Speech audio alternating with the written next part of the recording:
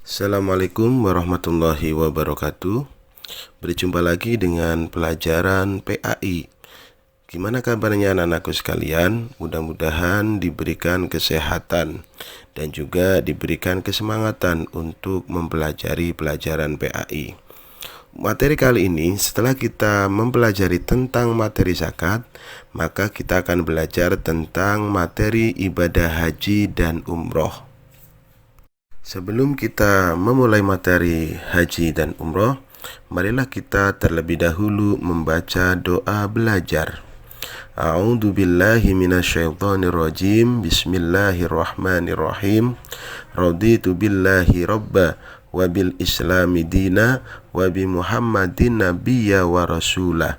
Rabbi zidni ilma warzuqni fahma. Amin ya rabbal alamin. Anak-anakku sekalian, materi haji dan umroh adalah termasuk materi tentang ubudiyah, artinya yang berkaitan dengan ibadah. Haji itu merupakan rukun Islam yang kelima. Pastinya anak-anakku tahu kan bahwa rukun Islam itu ada 5. Yang kelima adalah naik haji bagi yang mampu. Sekarang, apa itu haji? Haji secara bahasa artinya mengunjungi. Sedangkan menurut istilah, haji adalah mengunjungi Baitullah untuk melakukan ibadah dengan ketentuan, tata cara, syarat, dan waktu pelaksanaan yang telah ditentukan oleh syariat.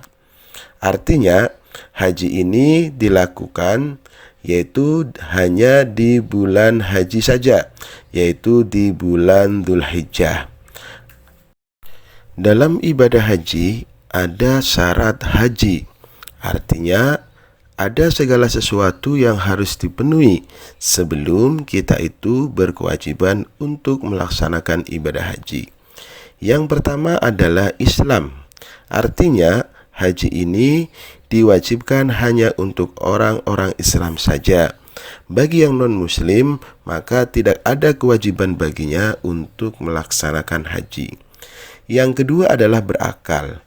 Artinya, orang yang tidak punya akal atau orang gila itu pun tidak punya kewajiban untuk menunaikan ibadah haji. Yang ketiga adalah merdeka. Merdeka adalah orang yang dalam dirinya itu tidak ada kepemilikan untuk orang lain.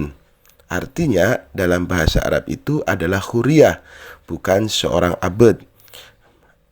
Abd atau budak itu tidak ada kewajiban untuk melaksanakan ibadah haji, kecuali memang budak tersebut itu mendapatkan izin dari tuannya. Tapi untuk saat ini budak sudah tidak ada ya anak-anak.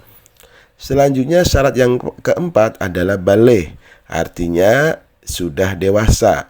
Maka anak-anak yang belum dewasa itu tidak ada kewajiban untuk melaksanakan haji. Andai kata anak tersebut itu diajak oleh orang tuanya dan anak tersebut itu belum baligh, maka hajinya bagaimana? Hajinya tetap sah, tapi itu masih sunnah. Dalam artian kelak ketika dia dewasa, kemudian mampu, berarti dia masih ada kewajiban untuk melaksanakan ibadah haji. Syarat yang kelima adalah mampu. Mampu di sini ada 3, yaitu yang pertama adalah mampu dalam segi finansial, artinya mempunyai biaya untuk naik haji. Yang kedua adalah mampu dari kesehatan, artinya orang tersebut itu sehat jasmani juga rohaninya.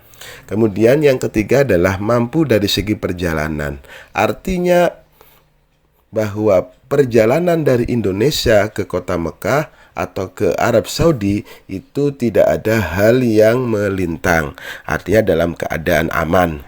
Berbeda ketika di tahun 2020, Indonesia itu tidak mengirimkan ibadah haji karena adanya COVID-19 yang waktu itu masih menanjak.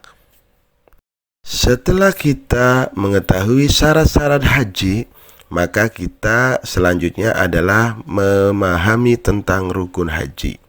Rukun haji adalah segala sesuatu yang harus dilakukan ketika kita berada dalam pelaksanaan haji. Yang pertama adalah ihram. ketika memakai baju ihram di situ maka besertai dengan niat haji. Yang kedua adalah wukuf di padang Arafah. Itu di tanggal 9 Dzulhijjah. Yang ketiga adalah tawaf ifadah, yaitu tawaf yang merupakan rukun haji. Karena tawaf itu ada 3, yaitu yang pertama adalah tawaf kudum, yaitu tawaf ketika pertama kali datang ke Mekah. Yang kedua tawaf ifadah, yaitu tawaf yang merupakan ibadah haji. Kemudian yang ketiga adalah tawaf wada, artinya tawaf perpisahan. Yang keempat adalah sa'i. Sa'i itu adalah lari-lari kecil dari Bukit Sofa ke Bukit Marwa sebanyak 7 kali, yaitu berawal dari Sofa berakhirnya di Marwa. Kemudian rukun yang kelima adalah tahallul. Tahallul adalah mencukur sebagian rambut minimal 3 helai. Ini sebagai pungkasan atau terakhir dari ibadah haji. Kemudian yang keenam adalah tertib, artinya rukun ini harus dilakukan secara berurutan, tidak boleh dilakukan secara acak. Dalam haji itu juga ada wajib haji. Perbedaan wajib haji dan rukun haji, kalau rukun haji ketika ditinggalkan maka hajinya tidak sah. Kalau wajib haji, maka hajinya tetap sah, tapi wajib membayar dam atau denda. Wajib haji yang pertama adalah ihram dari mikot. Yang kedua, mabit atau bermalam di Musdalifah pada malam Idul Adha. Kemudian yang ketiga adalah melempar jumroh Aqobah pada hari raya Idul Adha. Yang keempat, melempar 3 jumroh, yaitu ula, wusto, dan Aqobah di Mina selama hari Tasyrik, yaitu tanggal 11, 12, dan 13 Dzulhijjah. Yang kelima adalah bermalam di Mina. Yang keenam adalah tawaf wada. Apa itu tawaf wada? Tadi dapat guru jelaskan bahwa tawaf wada adalah tawaf perpisahan. Yang ketujuh adalah menjauhkan diri dari larangan dan segala yang diharamkan. Dalam materi haji juga ada sunnah haji. Yang pertama adalah melakukan haji ifrad, yaitu mendahulukan ibadah haji baru kemudian umroh. Yang kedua, membaca talbiyah. Yang ketiga, membaca doa seusai membaca talbiyah. Yang keempat, membaca zikir sewaktu melaksanakan tawaf. Yang kelima, sholat 2 rakaat sesudah tawaf. Yang keenam adalah mencium hajar aswad. Ini kalau memungkinkan. Andai kata tidak memungkinkan, maka dicukupkan dengan melambaikan tangan ke arah hajar aswad.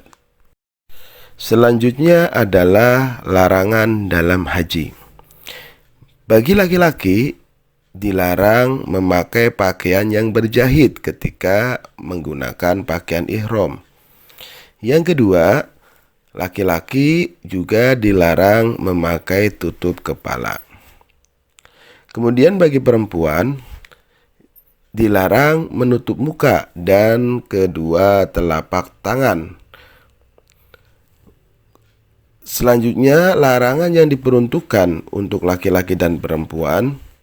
Yang pertama, yaitu dilarang memakai wewangian. Yang kedua, dilarang menghilangkan rambut atau bulu badan lainnya. Yang ketiga, dilarang memotong kuku.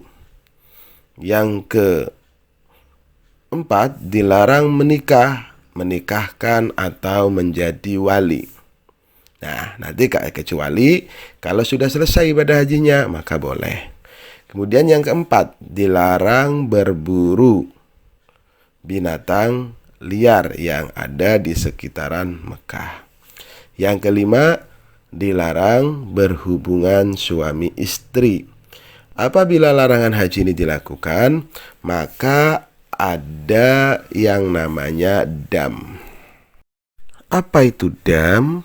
Dam adalah denda bagi seseorang yang melanggar wajib haji atau umroh, atau melakukan hal-hal yang merupakan larangan dalam ibadah haji.